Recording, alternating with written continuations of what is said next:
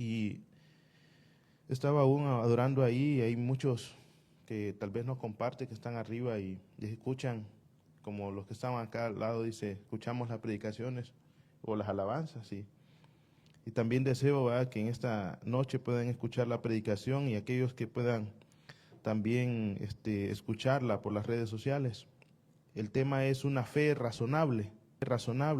El cántico decía, muévete en mí, toca mi mente y mi corazón. Dice Primera de Pedro 3:15. Sino santificad, dice, a Dios el Señor en vuestros corazones, y estad siempre preparados para presentar defensa con mansedumbre y reverencia ante todo lo que os demande razón de la esperanza que hay en vosotros. Lo leeré de nuevo, dice, sino santificad a Dios el Señor en vuestros corazones, y estad siempre preparados para presentar defensa con mansedumbre y reverencia ante todo el que os demande razón de la esperanza que hay en vosotros. 1 Pedro 3:15. Señor, en el nombre de Jesús, añade tu bendición, Señor, a tu palabra, Padre, que podamos, Señor, tener esa fe razonable, así como tú despertaste en nuestra mente y en nuestro corazón ese deseo ardiente, Señor, de buscar la cruz, Señor. Te lo pedimos en el nombre poderoso de Jesús. Bota todo dogma de hombre o todo paradigma, Señor, que ha de alguna manera, Señor, mutilado, Señor, Padre, ese razonamiento, Señor, por el cual, Señor, tú anhelas y devuelves, Señor, al alma, Señor, Padre sedienta. En el nombre poderoso de Jesús, Señor. Hemos compartido anteriormente algún texto referente a la fe, hicimos una serie de la fe también, y en ese tiempo que compartí ese mensaje, no lo había visto de esa manera, pero el escritor de Hebreos, cuando habla acerca de la fe, no hay en ninguna parte en el Antiguo Testamento cómo se describe la fe, pero él describe la fe de esa manera, y es en Hebreos 11:1, cuando dice, es pues la fe, la certeza de lo que se espera, la convicción de lo que no se ve. Entonces, por lo tanto, la fe, como hemos hablado el viernes pasado, debe de ser sin prejuicios. Una fe debe ser sin acepción de personas, pero también una fe debe de ser razonable, una fe debe ser sensata, una fe debe ser racional. En otras formas también de ver esa palabra es como cerebral. Debe ser una fe pensante.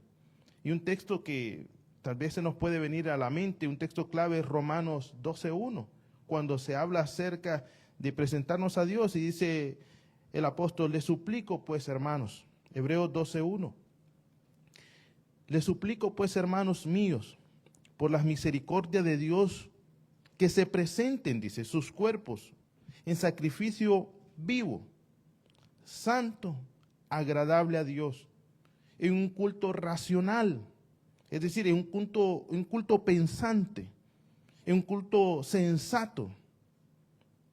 Y dice, no sean conforme a este mundo, como que no era tan sensato los pensamientos de este mundo, sino transfórmense mediante la renovación de su mente. Es decir, que hay que ponerle mente a la palabra de Dios, al asunto, al estar aquí. Y disciernen cuál es la buena voluntad que es agradable, perfecta de Dios. Hoy en día, hermanos, realmente hay muchos cultos que no son racionales. ¿Qué racional va a haber para nosotros los que estamos en Cristo, verdad? De que un pastor se vista, hermano, de Batman. ¿Qué racional sería de que se ponga, hermanos, como en muchas iglesias, un tubo de donde bailan las bailarinas? Y es esas cosas irracionales que se han metido en las iglesias. Y hay una frase muy famosa que la dio un escritor en el siglo XIX, donde se ordenaba que la gente dejara su sombrero al entrar a las iglesias como una costumbre de respeto. Pero el predicador o este escritor decía que tampoco dejaran el cerebro junto con el sombrero.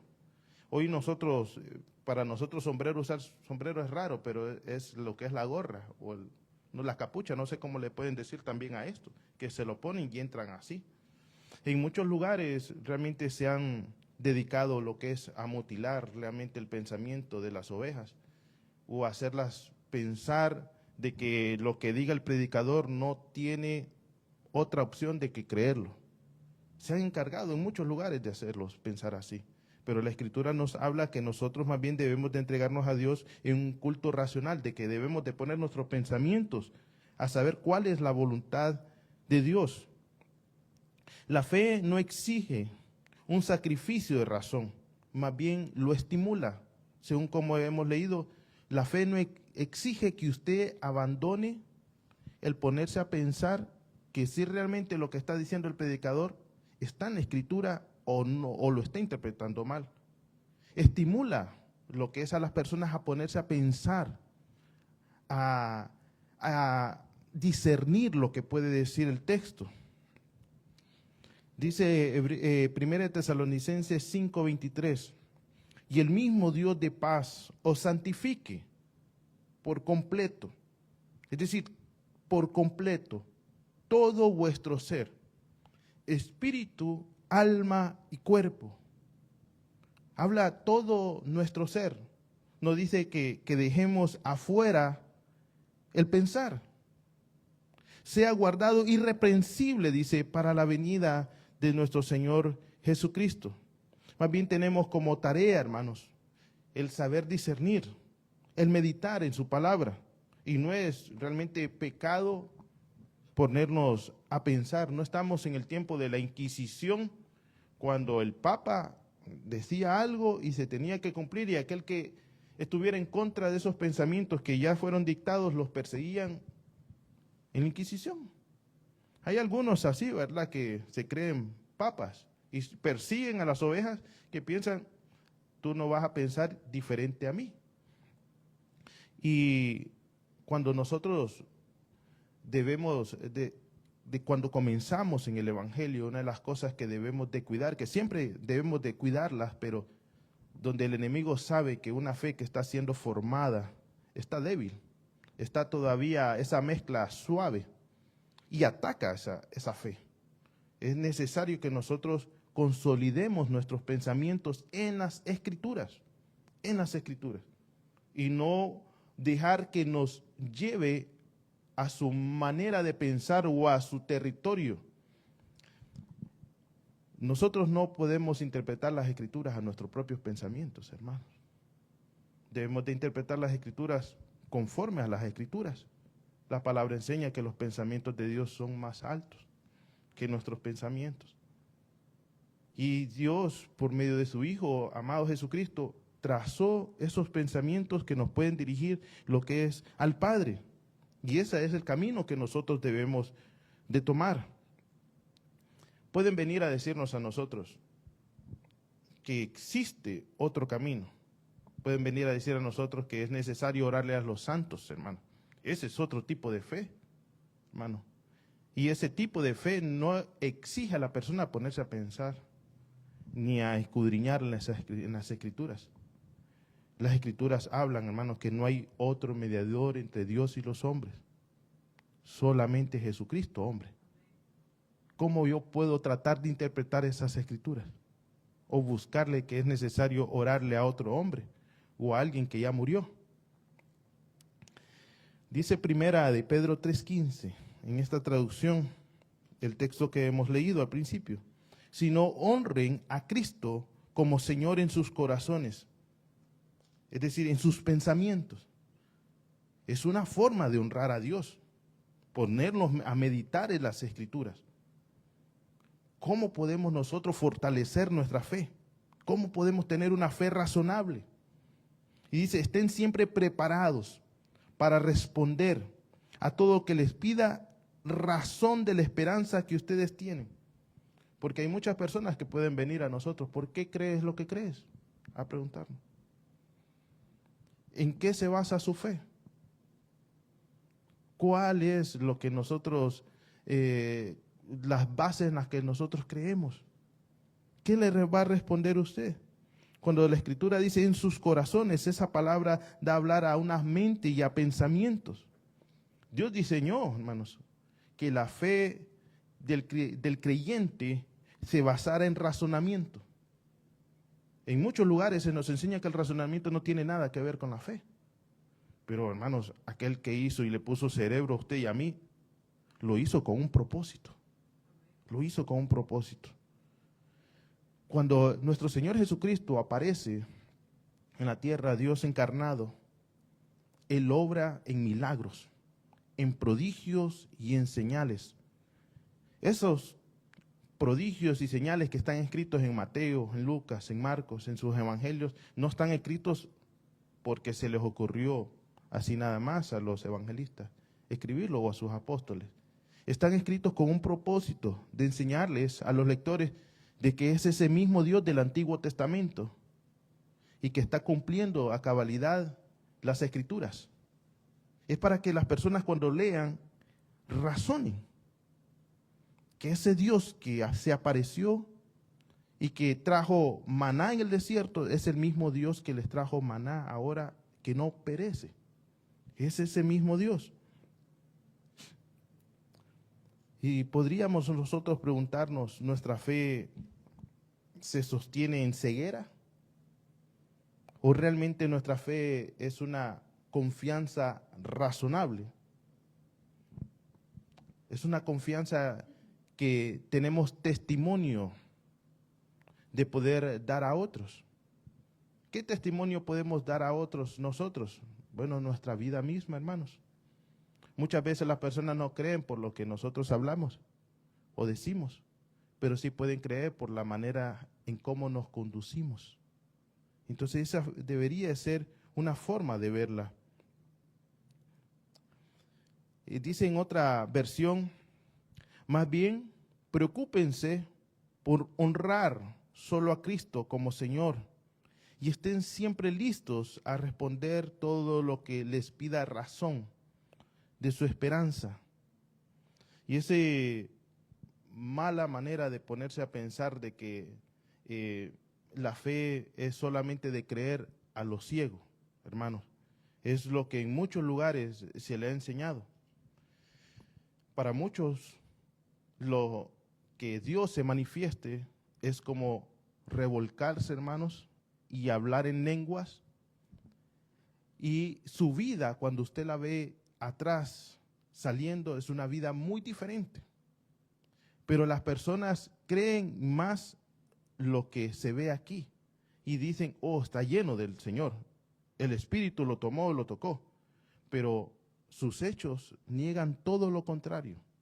Entonces esa no es una fe razonable. Nos han enseñado que la fe y la razón son incompatibles. Nos han enseñado que el pensamiento lógico no tiene nada que ver con la razón. Una fe razonable es aquella que no teme a la lógica ni a la evidencia, sino que se fortalece a través de la palabra de Dios y a la experiencia, hermanos.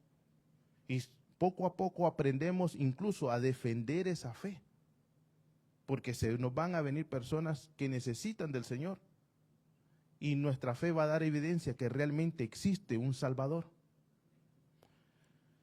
Miren lo que le pasó a Jonás. Jonás escapaba del mandato de Dios de poder ir a predicar a Nínive. Y Jonás se sube a la barca y hay unos compañeros que están ahí con ellos y ellos oran a cada uno a su Dios. Razonablemente para ellos, pero para Jonás no era razonable orar a ese Dios que estaba yéndose en contra de la voluntad de él. Y ninguno de los que ora mueve a que se calmen las aguas. Ellos se dan cuenta de que solamente hay uno que no está orando y deciden echarlo a las aguas. Cuando vi esta manera, hermanos, de que La Escritura enseña de que la luz vino a los hombres, pero los hombres amaron más las tinieblas que la luz. Y ver cómo Jonás era echado a las aguas, y ver que aquellos hombres vieron cómo se calmaban aquella gran tempestad sobre ellos. Ellos seguramente habían comprendido ahí razonablemente y lógicamente cómo aquella tempestad había callado. ¿Por qué? Seguramente el Dios de Jonás era el verdadero Dios. Todo el mundo estaba orando a un Dios diferente y la tempestad no callaba. Pero solamente echaron al que tenía la verdadera fe, las aguas se calmaron. Pero mire lo tremendo de esto, que pasa siempre igual con los hombres. Ellos ven como un hombre es echado al fondo de la mar. Dios toma ese sacrificio, así como tomó el de Cristo. Viendo a Cristo, que es reconocido como el autor de la vida, lo mataron. Ellos no decidieron creer. Asimismo, aquellos compañeros de la barca no dijeron, ese es el verdadero Dios de Jonás. No decidieron acompañar a Jonás. Y dijeran algunos, como a nosotros los creyentes nos tienen como los sufrientes, dicen. Y el apóstol dice, bueno, ¿qué es mejor? ¿Padecer haciendo el bien o padecer haciendo el mal? Mire cómo está haciendo que el apóstol está haciendo pensar, meditar. Está haciendo que sean sensatos sus pensamientos, aquel que está leyendo o escuchando. ¿Qué es mejor? ¿Padecer haciendo el bien o padecer haciendo el mal?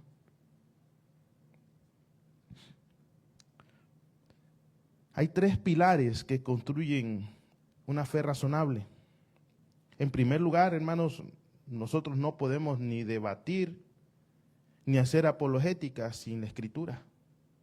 Ese debería ser nuestro pilar, nuestra ancla firme debería ser la palabra de Dios. Dice Romanos 10:17, la fe viene por el oír, y el oír la palabra de Dios. Nuestra fe no surge de la nada, tiene una fuente objetiva, realmente, que son las Escrituras. Dios nos inspira a nosotros, a los creyentes, a que busquemos esa fe, pero no una fe ciega, hermano, sino una fe realmente que tenga esas raíces en la palabra de Dios. Los discípulos reconocieron que Jesús era el Mesías. ¿Por qué reconocieron que Jesús era el Mesías? Porque las Escrituras hablaban de él. No reconocieron a Jesús como una fe ciega. Ah, sí, él dice que es el Mesías, vamos a creerle. Ellos lo comprobaron. Ellos gustaron y probaron que realmente él era el Mesías. Pedro pudo verlo bien con su milagro. Muchos falsos mesías salieron antes de Cristo y salieron después de Cristo y saldrán después de Cristo. ¿Por qué mucha gente no comprueba si esos son falsos? Porque tienen una fe ciega. En mi país yo no hubiera imaginado, hermanos, de que llegara esa secta de allá, de que se grababan los números 666 aquí, que murió ese falso Mesías, Miranda, no sé, y decía de que él era el Mesías, que no iba a morir. Hermano, estaba nuevecito. En las Escrituras decía, se va a morir. ¿Y por qué lo dices tú? Es que las Escrituras lo dicen. Jesús es el Señor. Y murió. ¿Y usted cree que se echaron para atrás los que creían en esa fe ciega? Ellos creyeron de que ahora se había encarnado en la esposa. Una llamada Lisbeth, parece. Entonces, la fe es ese conocimiento que nos da a través de las Escrituras. Viene por el oír. Viene por el oír la palabra de Dios. Es un conocimiento que Dios da a los hombres. Es ese conocimiento de la verdad. Cuando nos damos cuenta que nuestra vida está mal. Decimos, wow, Señor, tú eres santo y yo soy un hombre pecador. Ese es un conocimiento de lo que es Dios, de lo que Él es. Hay un ejemplo, hermanos, que a mí me devastó, porque provenía de gente creyente con 20 o 30 años en el Evangelio. Se supone que deberían de ser base ya para que estuvieran sosteniendo a pequeños renuevos que vienen haciendo, ya que ve que un viento los dobla, hermanos, los renuevecitos, los renuevos de las plantas. Y a veces se les pone una estaca ahí para que los soporte. Pero cierta vez le dijo a alguien que se había alejado del Evangelio y le dijo, es que yo busco a Dios de todo corazón y no lo encuentro. He ayunado, he orado. Y la persona me da esa referencia a mí y me dice, puede hacer, me dice. Y yo me quedé, no es posible que su fe se base, nosotros decimos allá en Honduras, en cuentos y leyendas de Honduras. Y hay algo que se utiliza mucho en el debate, dice, dato mata relato.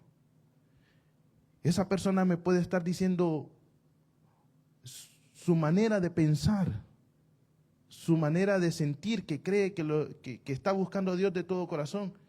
Pero las escrituras me dan evidencia de que esa persona es un mentiroso. ¿Por qué me pueden decir las escrituras que esa persona es un mentiroso? Porque Jeremías 29:13 dice, y me buscaréis y me hallaréis. Porque hermano, Dios no está perdido, hermano.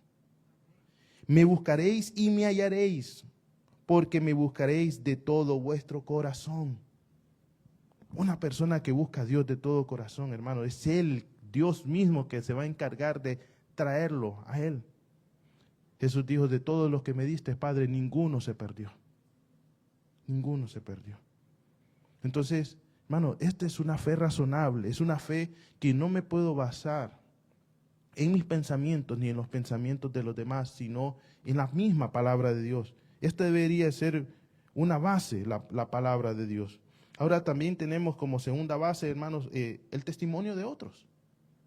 Mire lo que Juan dice acerca de su vida, su testimonio.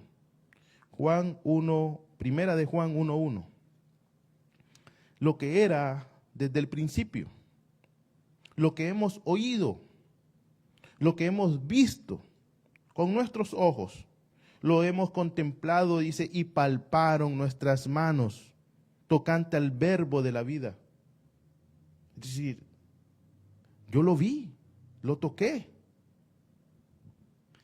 Tocante a Jesús, dice el número 2, porque la vida fue manifestada y la vimos y testificamos y anunciamos que aquella vida eterna, la cual estaba en el Padre, se nos manifestó. Lo que hemos visto y oído os hemos anunciado, para que también vosotros tengáis comunión con nosotros. Y nuestra comunión sea verdadera con el Padre y con su Hijo, Jesucristo. Y estas cosas os escribimos para que vuestro gozo sea cumplido.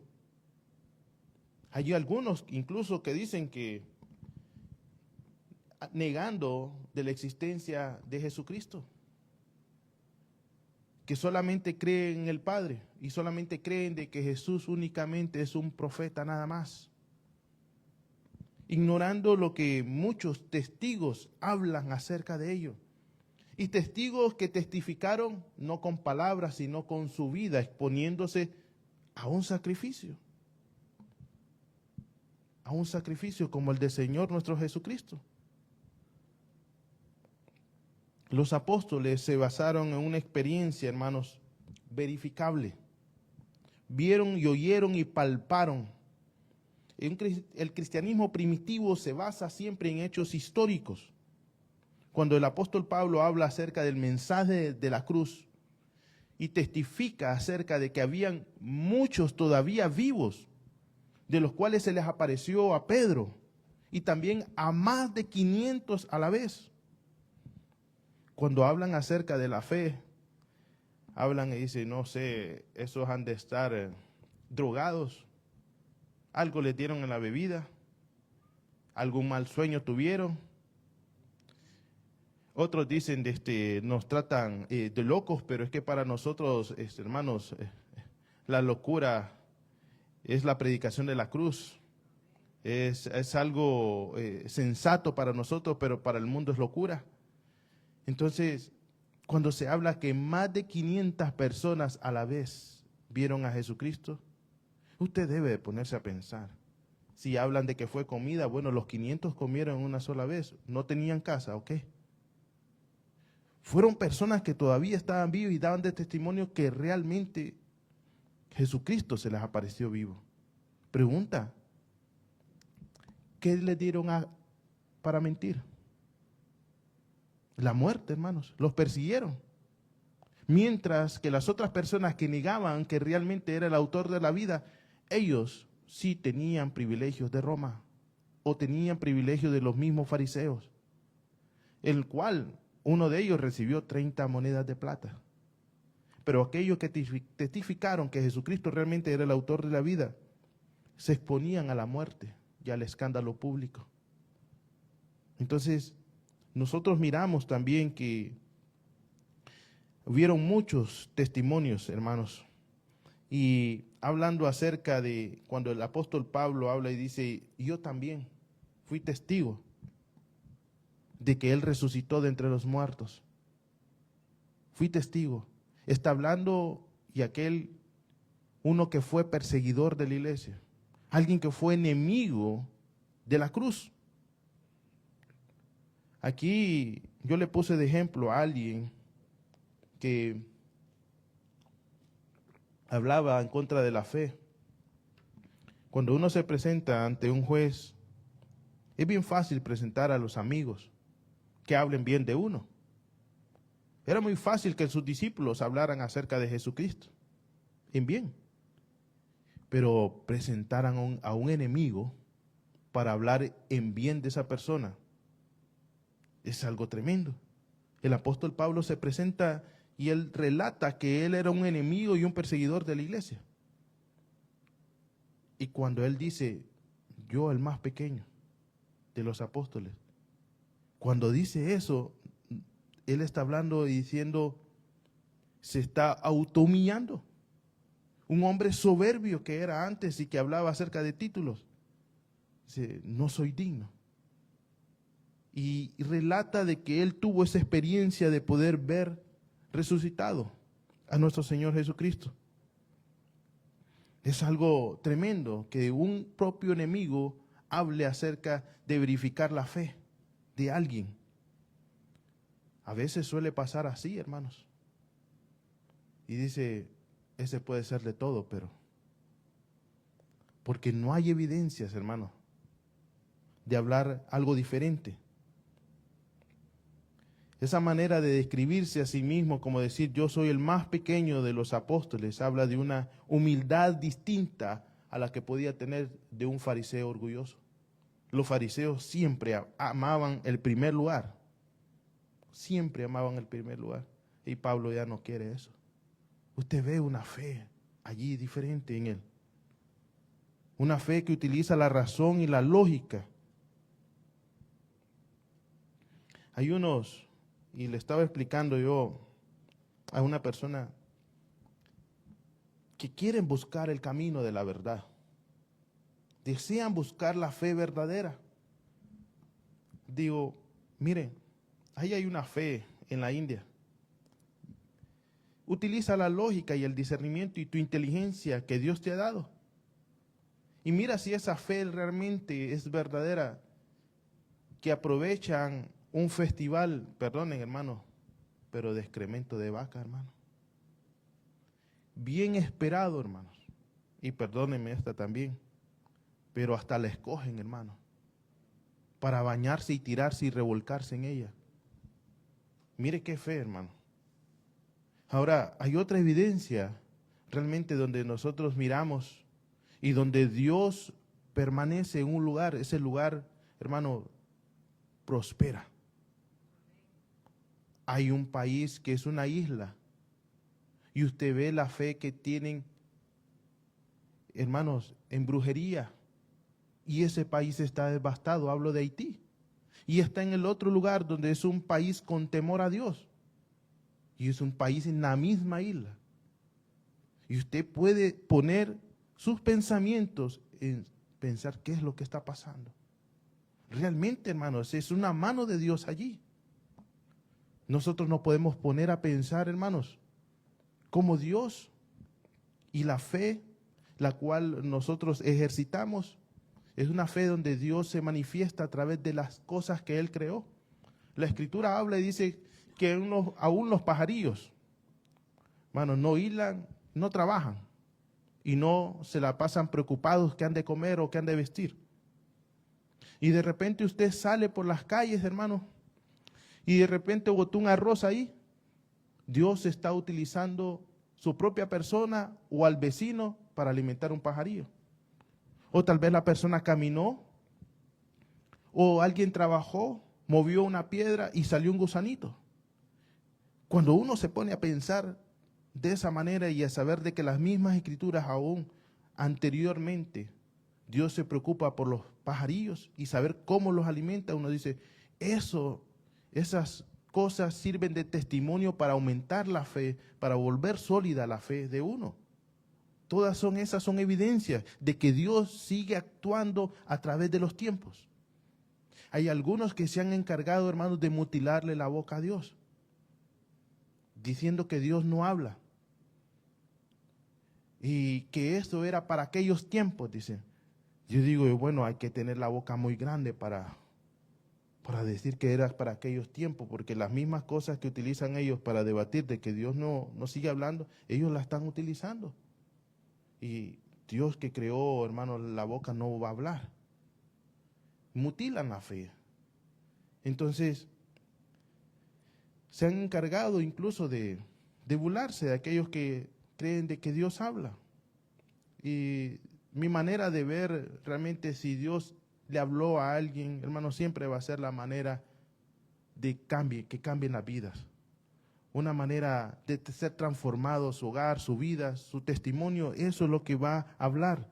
Y esa experiencia es la tercera base, esa experiencia personal que una persona pueda tener de que Dios realmente habla o le habló. La Escritura dice, probad y ved que el Señor es bueno. Es una invitación para nosotros. Probad y ved que el Señor es bueno. No es un conocimiento vacío, es un conocimiento que se tiene que experimentar. Es un conocimiento que se debe de experimentar día con día. La fe, hermanos, es la convicción de lo que no se ve. Un creyente no debe de vivir preocupado por el porvenir. Debe de ocuparse de los asuntos. Pero una persona que se llena de temor por lo porvenir, quiere decir que su fe está naufragando.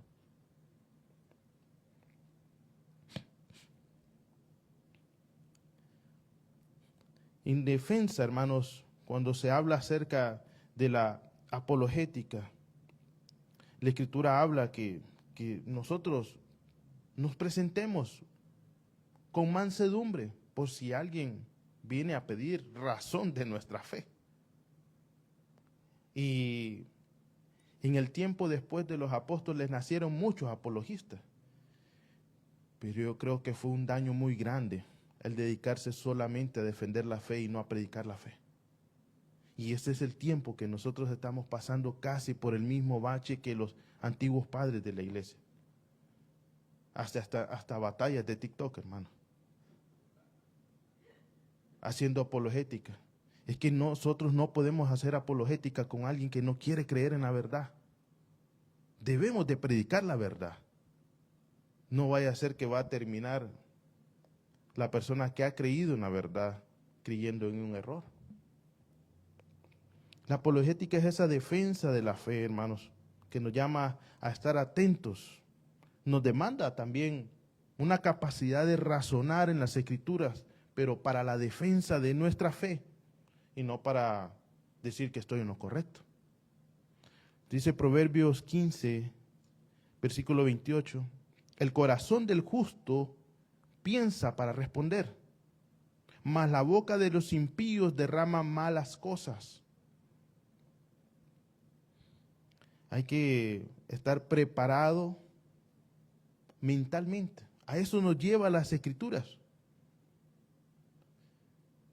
Aquí se ha dejado, hermanos, en este tiempo moderno, pero cuando antes uno comenzaba lo que es en las iglesias, comenzaba a meditar en las Escrituras, a aprender versículos bíblicos. Hoy en día la novedad que hay es que el mundo se ha metido y eso es cualquier cosa. Sí, mucho llevan las Escrituras al lugar. En muchos lugares les dicen que ya ni es necesario que la lleven porque presenta en televisión los versículos bíblicos, y está bien, hermanos. Pero debemos nosotros de tener una relación con las Escrituras. Para terminar, hermanos, el cristianismo es una fe razonable y nosotros no debemos de temer a usar la mente y el corazón para conocer a Dios. El Escritor dice, probad y ved. Debemos de probar realmente con nuestra fe, con nuestros pensamientos y comprobar y conocer ese corazón de Dios. Una gota de cristianismo, una simple gota de cristianismo verdadero, hermanos, tiene más lógica que todas las modas modernas que hay. ¿Por qué? Porque las modas son cambiantes. Hoy usted se compró un pantalón o una camisa. Al día siguiente le dijo la vecina, estás pasado de moda. No tuvo lógica en comprarse esa camisa o ese pantalón. La palabra de Dios permanece para siempre, hermano. Así que no tengamos, hermanos, temor de usar nuestros pensamientos. Creo que realmente un trabajo actual de la iglesia debería de ser hacerle pensar a las personas que está bien que piensen, que no es malo tratar de entender cosas y preguntar. En el mundo hasta a los niños se les corta esa expresión que puedan tener de preguntar. Y así a los niños espirituales igual, hermanos. Y nosotros debemos de tener esa labor de volver, hermanos, a sanar esos corazones y hacerlos sentir de que está bien. ¿O qué oremos, hermanos? Padre, Señor Dios Todopoderoso, tú que diste, Señor, el intelecto y la capacidad, Señor, de pensar, Señor. Padre, esa capacidad de libertad, Señor, en las mentes de aquellos que tú hiciste libres, Señor. Tocando la mente, Señor, y los corazones, Padre, sanándolos, Señor. Te pedimos en el nombre poderoso de Jesús que seamos una iglesia, Señor, que edifique, Señor, la mente. Padre, que construya, Señor, en cada creyente, Padre, en el nombre de Jesús, esa capacidad de razonar en las Escrituras, de defender la fe, Señor. Te lo pedimos en el nombre poderoso de Jesús, de que su fe esté asentada, Señor, en las Escrituras. Te lo pedimos en el nombre de Jesús, Padre, que devuelva, Señor, esa pasión, Padre, por defender una fe razonable. En el nombre poderoso de Jesús, Señor, te damos gracias. Llévanos con bien a casa, Señor, también, en el nombre de Jesús. Y bendice a cada oidor, Señor, de tu palabra, Señor. En el nombre poderoso de Jesús, Señor. Amén. Amén.